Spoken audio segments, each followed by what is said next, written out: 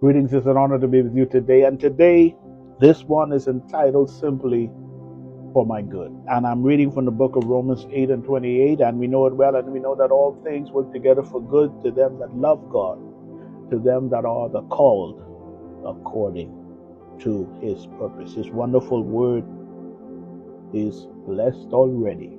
And, life can be a challenging task. And it's hard but necessary to see what God is doing in the midst of everything. And even as I begin today, I'm thinking about Brother Job, the man that is so often quoted and referenced, in relation to hardship and trouble. And I look at his posture. His posture is one to be admired. It was very remarkable. In particular, how when he had lost those things so dear to him,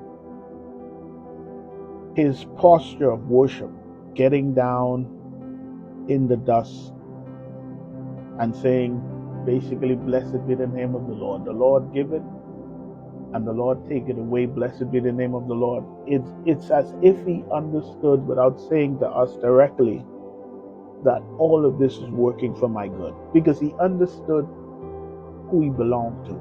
He understood who was the captain of his soul. He understood where his anchor was holding. Some old time stuff, right? He understood that those skin worms destroy this flesh. Yet in this same flesh, I'm going to see God. I don't know how God is going to work it out. Like Abraham, God told him he's going to make him a father of many nations. But the one son that's the son of promise, God is saying, give me that son. I don't know how God is going to do it, but he's going to cause it to work out for my good. And this is the faith that I believe that we've got to develop and that we've got to have. And I'm going to be real with you. Faith is a muscle that has to be exercised.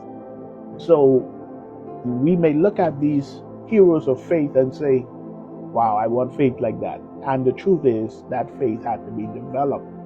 They have to start somewhere. So we may be at meager beginnings. We may not have that type of faith yet, but I'm here to encourage somebody right where you are. The turmoil and the trouble you may be facing today, look at it and see from the perspective of your faith that God is causing it to work for your good, for my good, for our good. All things work together for good. But here's the key. We've got to love God. Love him more than ourselves, more than our bellies and our appetites. And what that means in actuality is we've got to love the process. Oh boy. The process is tiresome. It's a toil. It's work. It's strenuous. There's so many adjectives to describe the process. But you know what? The process is necessary because God sees us as the finished product. We love gold and we love jewelry and the wonderful things that we get in this life.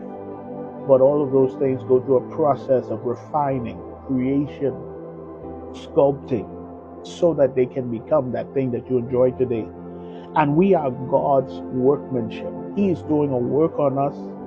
And I know it's uncomfortable, but quite often the best things are the most uncomfortable, because what God is doing is something that can be replicated. You are one of one, and it's because God is putting his stamp on you. He's putting his stamp on me. He's putting his stamp on us.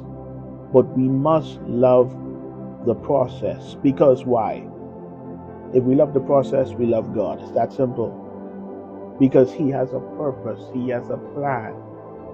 When it is all said and done, all of this will be worth it.